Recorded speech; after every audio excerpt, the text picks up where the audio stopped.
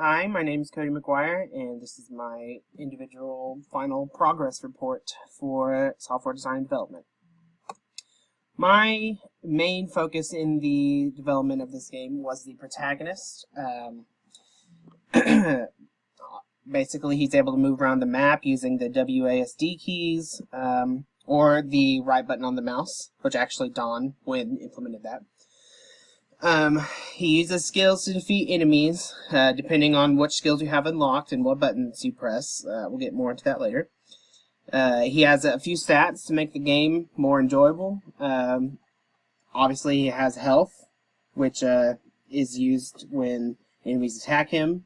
He has a damage multiplier, which, if upgraded when you level up, will make you do more damage to the enemies through skills. And recently, Cole Penning added a defense skill, which helps reduce incoming damage. Skills. We have three classes of skills at the moment. They are utility, support, and offensive. We have the utility skill being the detection skill, which shows traps around you whenever you use it, and they are within the range of the skill. We have a couple support skills.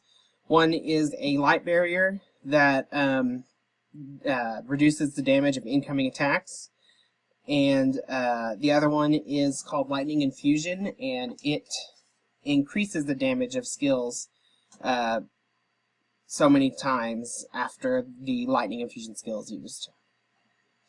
We also, our main category is the offensive skills, which contains our basic attack, rotating laser, the big red laser, the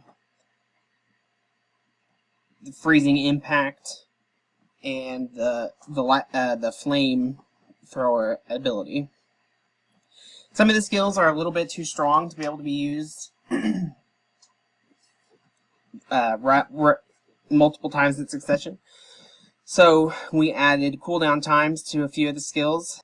This keeps the skills from being used too many times in a row, and each turn the total is, there's one subtracted from the total of the cooldown. Every skill that does damage can be upgraded. The damage that it does can be upgraded through leveling up and increasing Bernard's damage modifier. Another thing that I worked on was damage entities. Every skill that does damage has a list of entities that can be added into squares where the existing entities are that we're wanting to do damage to. Each damage entity has a damage value of the parent skill. Since the game engine already takes care of collision between entities, this was just an easy way to add in functionality that we required in our game.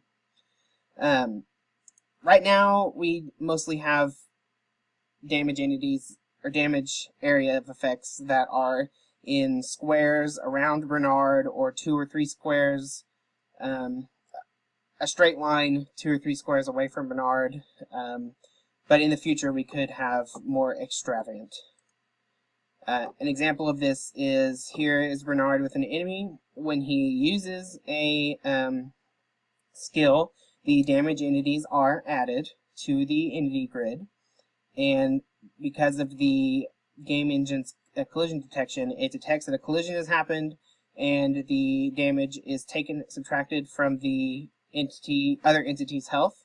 And if there's no other entity in the cell besides the damage entity, besides the damage entity, it's simply removed and doesn't affect anything. And this is repeated over and over for the different skills and every time you use them. The leveling system is pretty easy to understand. Every enemy has its own experience value. When the protagonist defeats that enemy, he adds it to his total, and when he reaches a certain amount of experience, he gains a level. Every time you gain a level, the user is able to upgrade either health, defense, or damage. This gives the user the ability to improve his character the way he would like. There's also an item called a rare candy, which gives you a level, an entire level, added by coal pinning. And other than that, that's pretty much my contribution. Thanks.